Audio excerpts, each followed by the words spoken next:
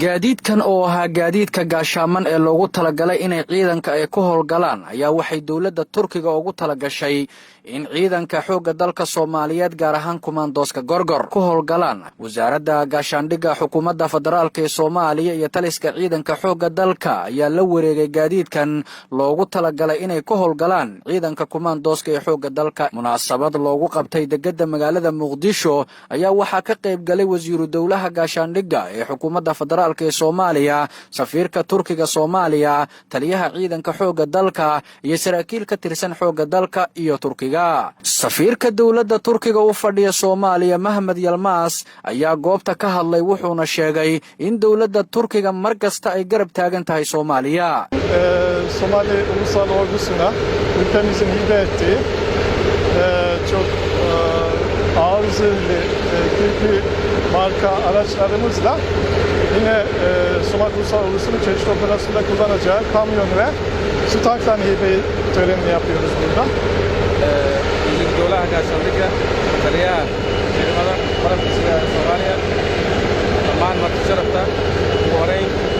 laga gudoomo salaan diiran. Salaan kadib maanta waxaan halkan u joognaa inaan ciidanka xoogga dalka Soomaaliyeed aan ku wareejino gawaarida gaashaaman oo isugu jira hooyado iyo gawaaridu ciidamada ay u isticmaalaan howlgallada yaan u joognaa inaan ku wareejino ciidanka xoogga dalka Soomaaliyeed. 2011 yılında Cumhurbaşkanımızın resmi başlayan bu kardeşlik ilişkisi her geçen gün daha ileriye giderek yeni boyutlar kazanıyor. xiriirka ka dhexeeya labada dal ee walaalaha ah oo soo bilowday 10 sano ka hor booqashadii madaxweynaheena oo yimid maalin kasii dambaysa wuxuu gaaraya xiriirkaas meel sare. taliyaha ciidanka xoogga dalka Soomaaliyeed Generaal Odawaay Yuusuf Raage ayaa goobta ka hadlay isagana sidaas oo kale inuu mahad celiyo madaxda Soomaaliyeed ee runtii noo suurta geliya ayagana ciidanka xoogga dalka Soomaaliyeed dib u dhiskiisa hadday noqon lahayd dhinaca tababarka, hadday noqon lahayd dhinaca tayada, hadday noqon lahayd dhinaca qalabka iyo hadday noqon lahayd tashiilaadka kale ay u baahan yihiin inayna siiyaan fursadaha noocan ah oo ay nagu caawiyaan saaxiibadeena qaaliga ah si ciidanka xoogga dalka Soomaaliyeed kaalintii uu lahay oo u buuxiyo aad iyo aad ayagana u mahad celinaya. ugu dambeyntii inaan u mahad celiyo dowladda Turkiga, guud ahaan shacabka Turkiga iyo madaxdiisa kala duwanba taageerada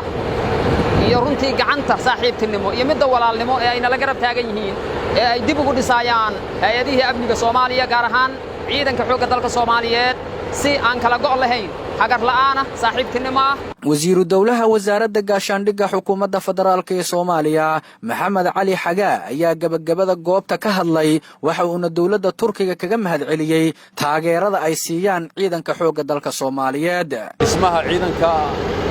dib u dhiska ciidan qaybta weyn aad ka qaadateen dib u dhiska ciidanka qaranka Soomaaliyeed iyadoo ciidan ahaan difcaddii tobnaad ay noo dhiban tahay imika in la qaado oo la geeyo ay tababar ku soo qaataan Turkiga qalabkan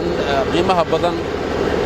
la dagaalanka cadawga loogu talagalay noogu deeqdeen oo aad uga mahad celinayno. dowladda Turkiga ayaa ka mid ah dowladaha Soomaaliya ka taageera dhismaha iyo qalabaynta ciidanka qaranka Soomaaliyeed.